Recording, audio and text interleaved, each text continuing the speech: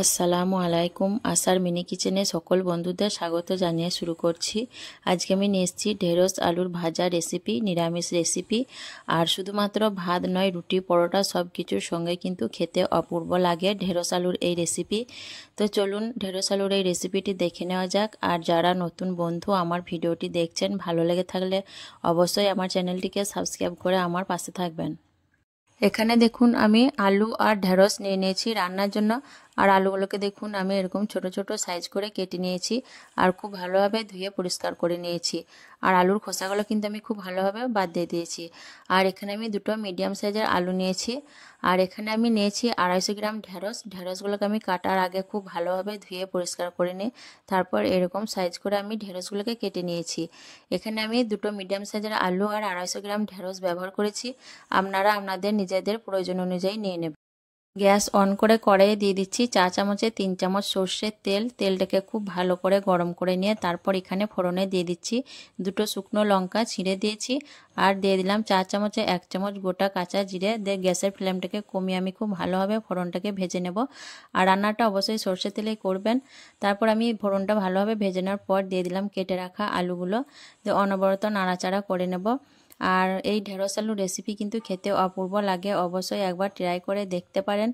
আলু একটু নাড়াচাড়া করে নেওয়ার পর এখন দিয়ে দিচ্ছি 1/2 চামচের মতো নুন আর দিয়ে দিচ্ছি 1/2 চামচের মতো হলুদের গুঁড়ো। দিয়ে আমি আবারও অনবরত নাড়াচাড়া করে ভাজতে থাকবো। আর আমি পরে আবারও ঢেঁড়স দেওয়ার পর নুন ব্যবহার করব। এখন আলু ভাজার মতো 1/2 চামচের মতো নুন দিয়ে দিলাম। আর এই ঢেঁড়স আলু রেসিপি কিন্তু খেতে অপূর্ব লাগে। নিরামিষ দিনে গরম ভাতের সাথে, ডাল এবং রুটি পরোটা সব কিছুর সাথেই খেতে কিন্তু অপূর্ব লাগে। নিরামিষ দিনে অবশ্যই এই রেসিপিটা একবার ট্রাই করে দেখবেন, খেতে কিন্তু দুর্দান্ত স্বাদের হয়। তো দেখুন আমি অনবরত নাড়াচাড়া করে নিয়ে এখন আমি এক কাছে আলুগুলোকে করে দিয়ে কিছুক্ষণের জন্য ঢাকনা চাপা দিয়ে দেবো।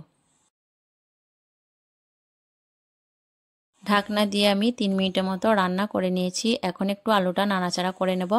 আর রান্নাটা আমি একদম কম তেলেই করব। যারা খুব বেশি তেল খেতে পছন্দ করেন না, অল্প তেল খেতে পছন্দ করেন, তারা কিন্তু নিরামিষ দিনে এই রান্নাটা করতে পারেন। আর আলুগুলো দেখুন এখনও ভালোভাবে সেদ্ধ হয়নি। আলুগুলো যখন 50% মতো সেদ্ধ হবে তখন আমি এর মধ্যে ঢেঁড়সটা দিয়ে দেব। আরও 2 মিনিটের মতো আমি ঢাকনা দিয়ে আলুটা রান্না করে নিয়েছি। এখন একটু নাড়াচাড়া করে আলুটাকে চেক করে দেখে নেব আলুটা সেদ্ধ হয়েছে কিনা। আলুটা দেখুন আমার 50%-এর মতো সেদ্ধ হয়ে গেছে। এখন আমি এর মধ্যে দিয়ে দেবো কেটে রাখা ঢেঁড়স।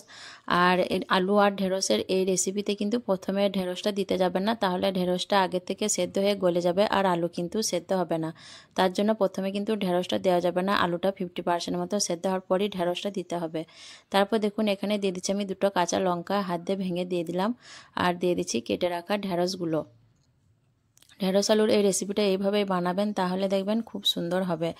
আর এখানে আমি দিয়ে দিচ্ছি 1/2 চামচের মতো নুন। যেহেতু আমি আলু ভাজার সময় 1/2 চামচ নুন ব্যবহার করেছিলাম, এখন ঢেঁড়সের জন্য 1/2 চামচ নুন দিয়ে দিলাম। দিয়ে মোট আমি 1 চামচ নুন ব্যবহার করেছি। দিয়ে আমি আবারও নাড়াচাড়া করে খুব ভালোভাবে আলু আর ঢেঁড়স ভেজে নেব। আর রান্নাটা কিন্তু আমি একদম মিডিয়াম টু লো ফ্লেমে করছি। আর পুরো রান্নাটা কিন্তু মিডিয়াম টু লো ফ্লেমেই করে নিতে হবে।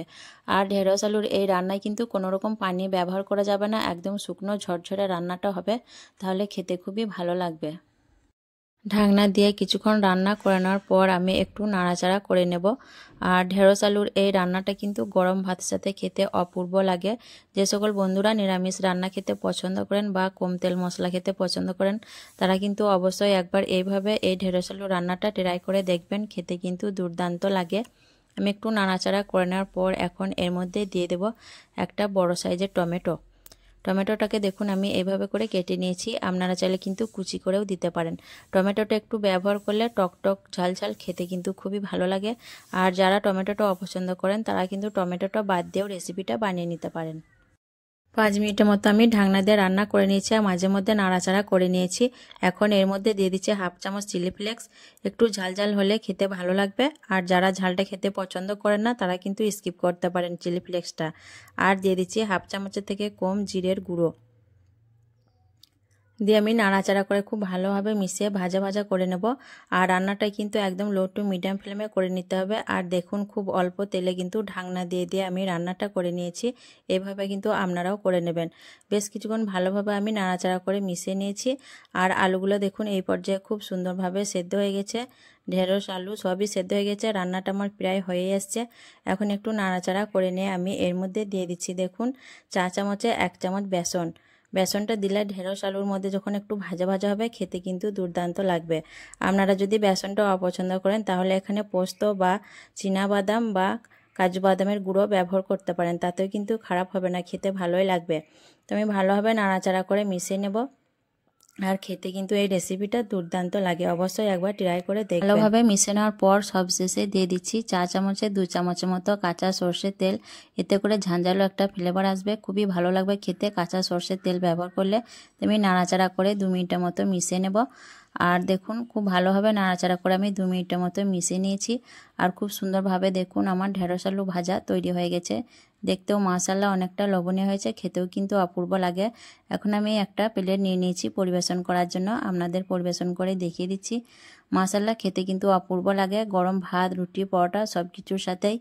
এইভাবে করে আপনারাও একবার বাড়িতে বানিয়ে দেখবেন, খেতে কিন্তু অপূর্ব লাগবে। তো নিরামিষ এই ঢেঁড়স আলু ভাজা রেসিপি কেমন লেগেছে অবশ্যই কমেন্টে জানাবেন। ভালো লাগলে লাইক করবেন, শেয়ার করবেন আর আমার চ্যানেলটিকে সাবস্ক্রাইব করে আমার পাশে থাকবেন। আসবো আবারও অন্য কোনো রেসিপি নিয়ে। সকলে ভালো থাকবেন, সুস্থ থাকবেন। আল্লাহ হাফেজ।